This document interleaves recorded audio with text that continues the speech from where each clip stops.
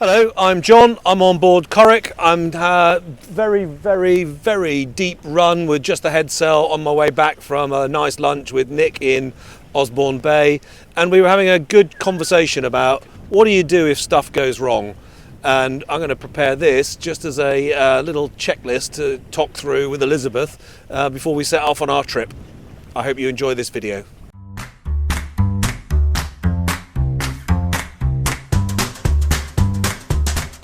As a part of our preparations for going sailing later on this year, Elizabeth's been getting copies of various yachting magazines out and reading about all of the death and destruction that has happened or would appear to have happened to everybody who's ever gone to sea in a boat.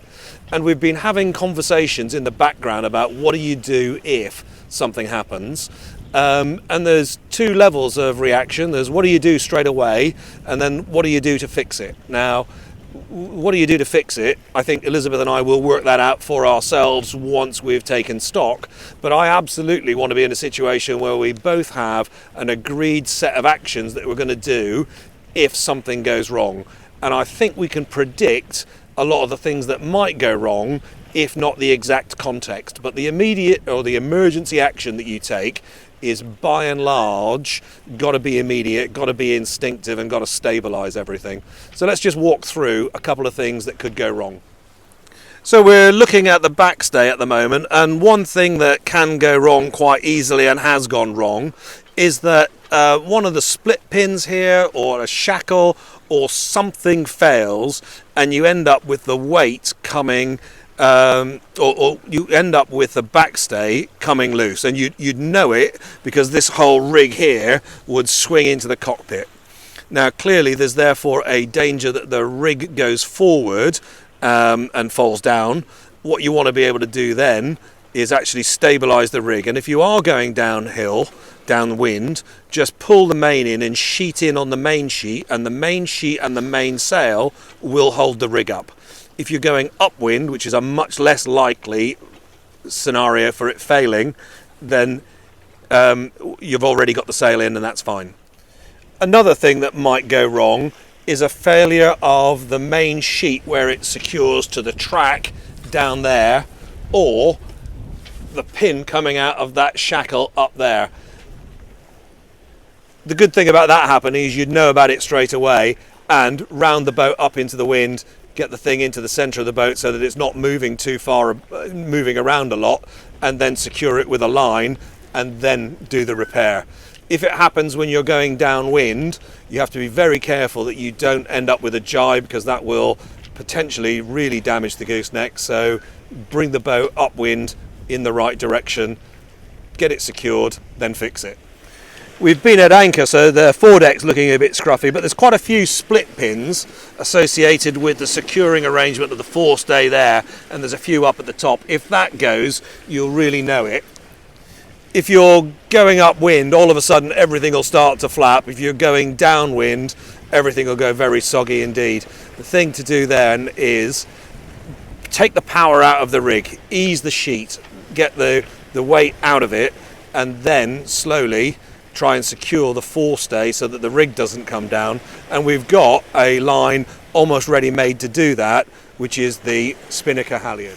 That's the spinnaker halyard there. That could be unshackled and run forward to secure to a position. Now if the D ring had gone, we'd need to do it, but there's a number of strong points up here. One of the failures that's much less serious and has happened to us a couple of times due to potentially average knot tying is when you lose the sheet. And the short answer there is either tack quickly onto the other side or just sheet in on the lazy sheet in order to stop the sail flapping whilst you and get it secured in one place whilst you then reconnect it. Something that could happen is a break in the tiller, and if the tiller broke down here where my foot is, it would be extremely difficult to steer. Now we have a spare tiller and we could fit that and it wouldn't take very long, but if the tiller did break, we would have to use the boat's sails, the sheets, the main sheet and the headsail sheet, in order to stabilise the boat, get her onto a beam reach and get her to sail herself naturally until such time as we got the emergency tiller, which is sitting in the locker underneath me at the moment, out and rigged. Having spoken about a tiller failure, it is also, of course, possible to have a rudder failure, and that is something that you're not going to be able to fix very quickly or easily. That you're going to have to start sailing the boat using the sails, and maybe an operating procedure rather than an emergency. But I've found in the past, when I've had this problem, the main thing you need is directional stability. Getting ropes or a weight out the back end of the boat to stop it swerving around is the key to success there. One of the things that sort of makes us not quite stay awake at night, but is a frequent topic of conversation, is the actions in the event of one of us going over the side, the man overboard drill. And the three things that we are absolutely sure that we need to do is stop the boat as quickly as possible, get the position into the plotter so that we know the position of where the person is, and get a mayday going as quickly as possible. The rest of it, a lot of it is going to depend on context, and we do practice this one every couple of weeks. There are a couple of emergencies that happen down below. One is the possibility of a fire. We've got a large number of fire extinguishers. We've both at work done firefighting or immediate actions for firefighting courses. The one that is the most anxiety inducing is the idea of a fire in the engine compartment, and we've both practiced at how we would get a fire extinguisher in through the emergency nozzle. The other one is a gas, and we've got a gas action card in the event of a gas leak. We know all the actions to take there, and if there's a fire on the galley, we have a fire blanket as well as our fire extinguishers. So we're pretty comfortable with the drill there. One emergency that it is very difficult to provide an immediate set of actions for is that of grounding, because the context there is so important.